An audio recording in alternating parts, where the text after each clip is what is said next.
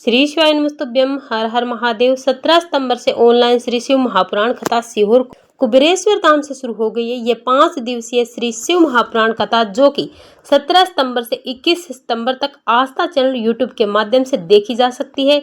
यह कथा ऑनलाइन के माध्यम से देखी जा सकेगी या फिर आप सीहोर विश्वधरा में पहुंचकर भी कथा का श्रवण कर सकते हैं। आज 17 सितंबर पहले दिन की पितृपक्ष महापुराण कथा पूर्ण हो चुकी है। वीडियो में आपको श्राद्ध पक्ष के नए उपायों की जानकारी मिलने वाले, साथ ही नवरात्रि में किए जाने वाले एक नए उपाय की जानकारी आज की इस कथा में मिलने वाली है। किसी कारणवश यदि आप आज कथा नहीं सुन पाए हैं तो पूरी कथा का सार आपको इस छोटे से वीडियो के माध्यम से प्राप्त होने वाला है। तो बढ़ते हैं आज की कथा की पहली जानकारी की ओर।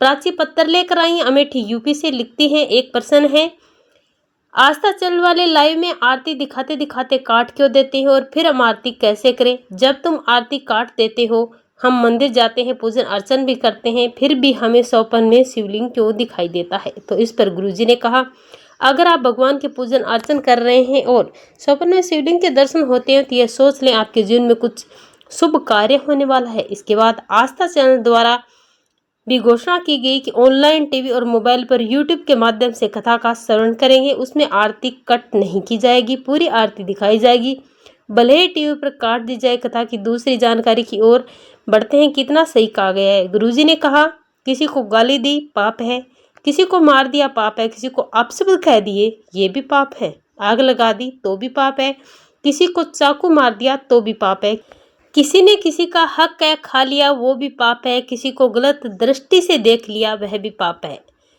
शिव महापुराण की कथा कहती है कि व्यासपीठ पर बैठकर अगर आप किसी साधु सन्यासी कथावाचक की आलोचना कर रहे हैं, निंदा कर रहे हैं, वह महापापी है। बढ़ते हैं आज की कथा की तीसरी जानकारी की ओर। गुड्डी देवी दिल्ली एनसीआर से पत्थर लेकर आई, लिखते हैं, एक लोटा जल चढ़ाने का क्या वर्णन करूं। मेरा बेटा एमबीबीएस की तैयारी कर रहा था पर उसका सिलेक्शन नहीं हो रहा था। उसने 3 बार एग्जाम दिया, उसका नंबर नहीं आया, वह हिम्मत हार गया। तब हमने उसे कहा, रात दिन 1 और 2 और एग्जाम के पहले बेलपत्र में शहद लगाकर उसे शिवलिंग पर चिपकाते हुए अपनी मनोकामना करके एग्जाम देने जाना। बेटे ने खूब मेहनत की। एग्जाम के 1 दिन पहले शंकर भगवान के शिवलिंग पर एक बेलपत्र में शहद वाला उपाय भी किया, कामना की और बेटे का एमबीबीएस में सिलेक्शन भी हो गया।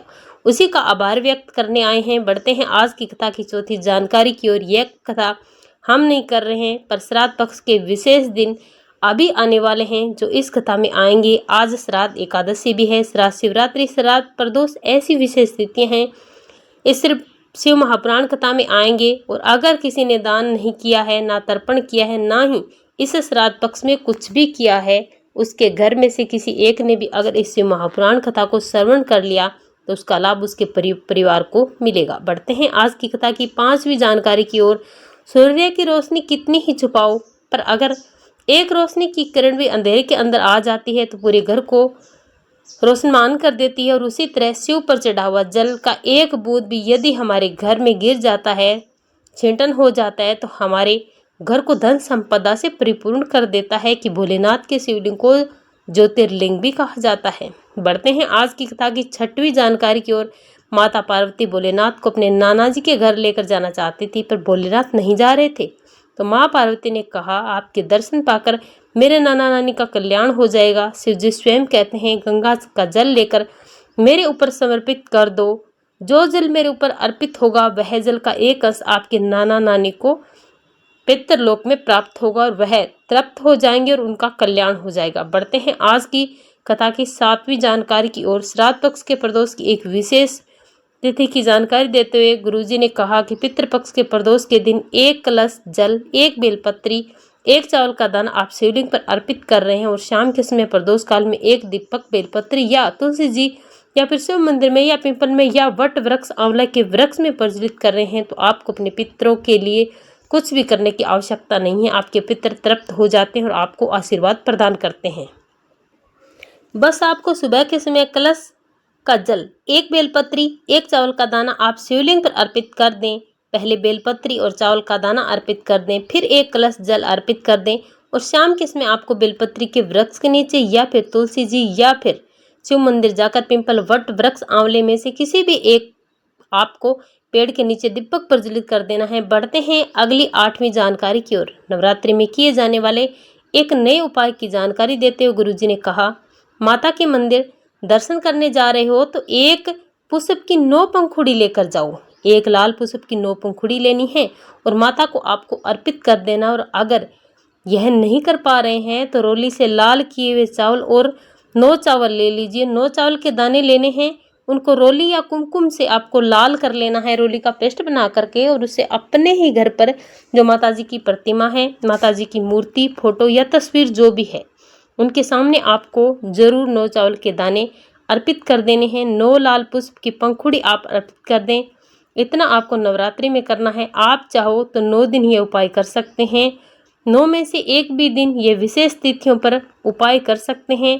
बढ़ते हैं आज की 9वीं जानकारी की ओर। सितंबर की जो सभी कथाएं गुरुजी की होने वाली है वह सभी ऑनलाइन होगी। यह जो कथा चल रही है उसके बाद एक और ऑनलाइन शिव महापुराण की कथा होगी जो कि 24 सितंबर से 28 सितंबर ऑनलाइन रहेगी। फिर 3 अक्टूबर से 9 अक्टूबर जलगांव में पंडाल में शिव महापुराण कथा होगी। और फिर 12 अक्टूबर से 16 अक्टूबर शिरडी महाराष्ट्र में यह श्री शिव महापुराण कथा होगी। और 25 अक्टूबर से 29 अक्टूबर धनोरा छत्तीसगढ़ में कथा होगी।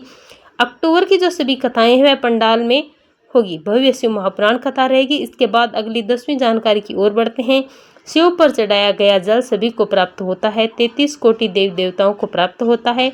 जो जल आप 1 लोटा जल शिवलिंग पर चढ़ाते हैं वह 33 कोटि देवी देवताओं को प्राप्त होता है। अप्सरा गंधर्व प्राप्त होता है।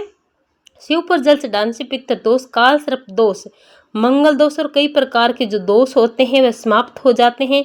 अब बढ़ते हैं अगली 11वीं जानकारी की ओर। गुरुजी ने कहा, जिनकी बेटियां हैं बेटियों को चिंता करने की जरूरत नहीं है। कुबेर भंडारी की धरा में रोज एक कन्या का विवाह होगा। ऐसी व्यवस्था जल्दी शुरू होगी जिसमें वर पक्ष से 25 लोग शामिल होंगे और वधू पक्ष से भी 25 लोग ही शामिल होंगे। मतलब लड़के वालों की तरफ से 25 लोग और लड़की वालों की तरफ से 25 लोगों के लिए भोजन की व्यवस्था रहेगी, रुकने की व्यवस्था रहेगी, उनकी बारात रहेगी। दैनिक जीवन में प्रयोग में ला रही वस्तु होती है वह भी दे दी जाएगी। साथ ही विवाह में आवश्यक सभी सामग्री भी दी जाएगी। और वर वधू के फेरों के लिए जो पंडित जी की आवश्यकता होती है वह पंडित जी भी व्यवस्था यहीं से कर दी जाएगी। आपको कुछ भी करने की आवश्यकता नहीं है, बस आपको वर वधू का विवाह यहाँ पे निःशुल्क आकर करवाना है। रजिस्ट्रेशन आपको पहले से ही कराना होगा। अब बढ़ते हैं अगली 12वीं जानकारी की ओर। गुरुजी ने कहा, कोई तुमको धक्का दे, कोई तुमको ताना दे रहा है, कोई तुमको कहे कि जीवन में मेरे साथ कुछ अच्छा नहीं हो सकता, मेहनत ज़्यादा करना। श्योर कुबेश्वर धाम पर आकर 5 कंकर उठाकर कंकर शंकर का पूजन करना और भोजनालय से प्रसाद प्राप्त करके धरा में बैठकर 108 बार श्री शिवाय नमस्तुभ्य मंत्र बोलना। जीवन से कष्ट जल्दी ही दूर हो जाएंगे। आज के इन उपायों से जुड़ी मन में अगर कोई भी सवाल है, प्रश्न है तो कमेंट में कमेंट करके आप पूछ सकते हैं। वीडियो थोड़ा सा भी उपयोगी लगा हो तो वीडियो को लाइक करके कमेंट बॉक्स में हर हर महादेव जरूर लिखें। ऐसी जानकारी के लिए आप हमारे चैनल से जुड़े रहें। श्री शिवाय नमस्तुभ्यम, हर हर महादेव।